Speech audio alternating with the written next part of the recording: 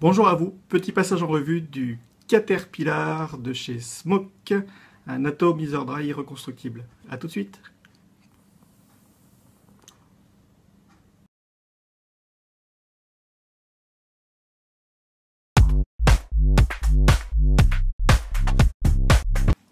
Bonjour à vous, j'arrive pas à me débarrasser de la vape. Petite revue du Caterpillar aujourd'hui de chez Smoke, un atomiseur reconstructible dripper qui est livré dans une jolie petite boîte avec que ça dedans. J'ai acheté ça chez Sigavert, ça fait une quinzaine de jours maintenant. Oui, c'était pour mon anniversaire, ça faisait un an de vape. Un petit dripper à 14,90 € qui est vraiment pas mal du tout. On va voir ça. Je vous propose de passer tout de suite au gros plan. A tout de suite. Alors, notre petit dripper, alors voilà, il est livré dans une jolie petite boîte. Voilà, une grosse boîte pour un petit dripper. Dedans, on a notre petit dripper qui est là. Voilà. Livré donc, bien sûr, dans un petit packaging plastique. Et on a une petite tirette. Alors, je me suis dit, bon, chouette. On soulève la tirette.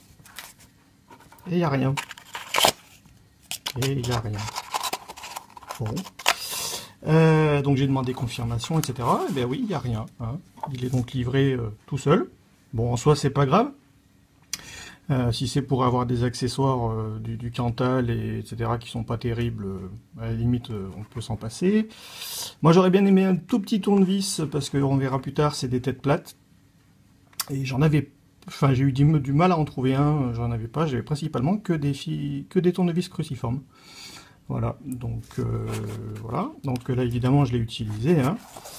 Petit ato bien sympathique. Hop, je vous coupe, on va regarder... Voilà, ça c'est le montage que j'avais quand il est arrivé.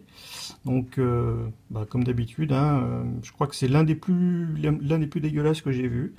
Le Cantal était n'importe comment, enfin c'était vraiment... Donc comme d'habitude, on le prend, on l'enlève. Et puis on nettoie tout ça. Alors c'est un ato qu'il m'a fallu encore une fois bien nettoyer, comme d'habitude. Beaucoup d'huile d'usinage, surtout dans le drip tip et puis dans les trous d'alimentation d'air. Je ne vais pas vous montrer de vidéo aujourd'hui parce qu'évidemment il y a plein de vidéos sur le net pour faire des résistances, etc. Ça reste classique. S'il y en a qui souhaitent vraiment quelque chose, n'hésitez pas à m'écrire par mail ou me faire un commentaire, il n'y a pas de souci. Et je tâcherai de répondre par une petite vidéo. Donc notre ato, donc il est livré avec un drip tip, un joli drip tip assez long, qui s'accorde pas mal avec l'ato en lui-même. Ça reprend les petites rainures. Un peu bizarre cette forme qui vient se resserrer. On a tendance à venir mettre la bouche là et du coup on coince ici. Bon, il y a pire, il y a plus inconfortable, mais c'est pas le plus confortable que j'ai eu. Donc c'est un ato en 22. Il s'est monté, je l'ai monté flush sans problème sur mon mode, enfin sur mes deux modes. Les éléments qu'on voit en doré, donc il y a ça, puis les vis à l'intérieur sont en laiton. En tout cas, c'est ce qui est indiqué. Donc si on me le dit, je le crois. J'ai essayé de frotter un petit peu au niveau des vis, ça collait. Donc ensuite, on va enlever le drip tip. Donc au niveau du drip tip, rien à dire. J'ai mis différents drip tips. Au niveau du trou, aucun souci. Le drip tip, il est avec un petit joint. Tiens, j'ai un petit peu de jus, désolé. On a donc une bague en laiton de réglage de 1 à 5 trous des deux côtés. Voilà. Elle est juste comme il faut. Elle a tendance un petit peu à tourner s'il y a un petit peu de jus qui vient se mettre un peu facilement. Mais rien de trop problématique. En général, elle reste bien fixe.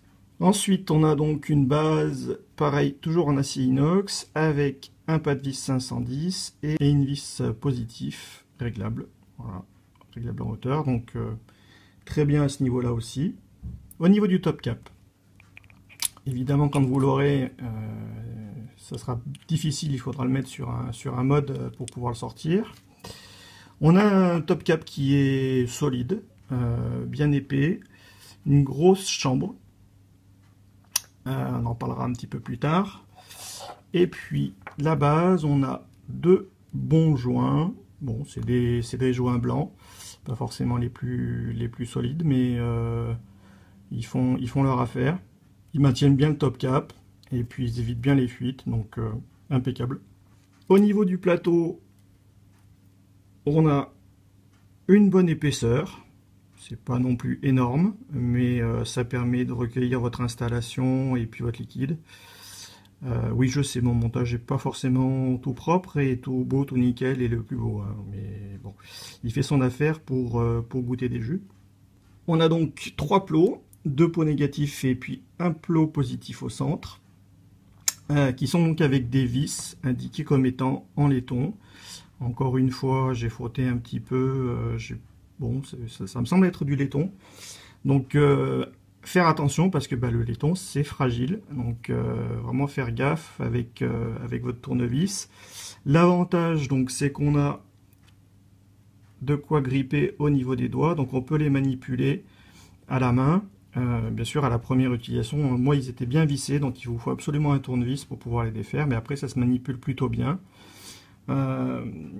Évidemment, quand vous ferez des montages multiples, avec de multiples résistances, en 2 ou en 4, très souvent il faut venir régler et ça se fait plutôt au tournevis pour avoir quelque chose d'un petit peu homogène. Au niveau des plots, donc on a des trous qui sont pas gros. Vraiment ils sont pas gros.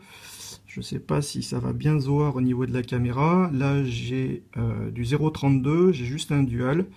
Il n'y a pas beaucoup de place de plus, donc si vous utilisez du Cantal plat ou quelque chose de plus épais, ça risque de poser problème. Pareil, j'ai pas encore essayé de faire un quad là-dessus, mais à mon avis il faut pas avoir du fil trop épais. Autre petit point, alors comme vous pouvez le constater, les trous dans les plots sont hauts. Et ils sont même trop hauts. Si on regarde par rapport à notre top cap, oups,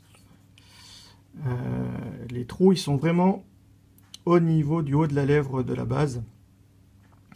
Ce qui fait que si on veut avoir notre résistance qui soit bien en face des trous, il faut venir descendre avec le fil résistif.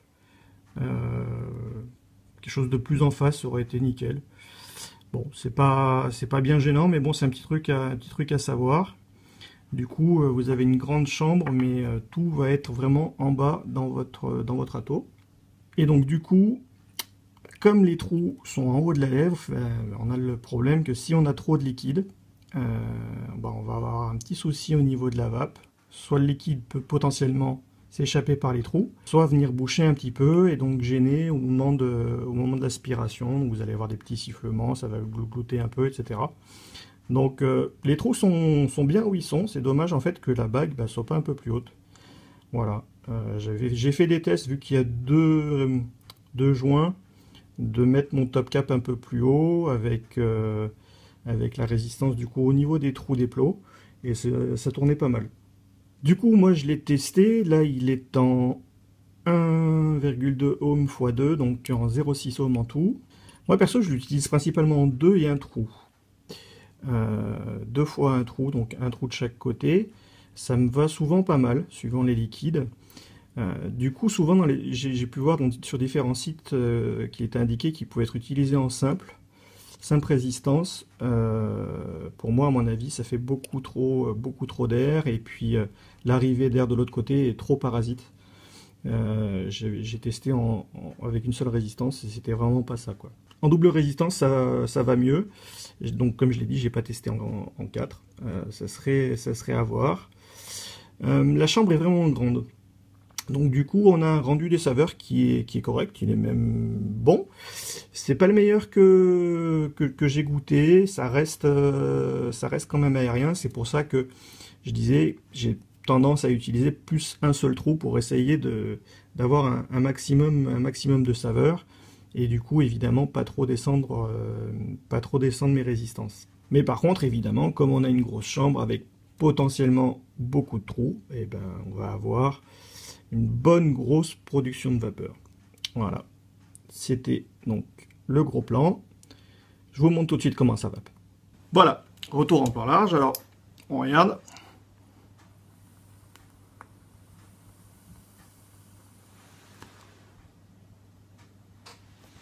Bon gros nuage, donc là je suis en 3 trous, comme quoi c'est vraiment très très bon pour faire des nuages. Si je repasse un trou,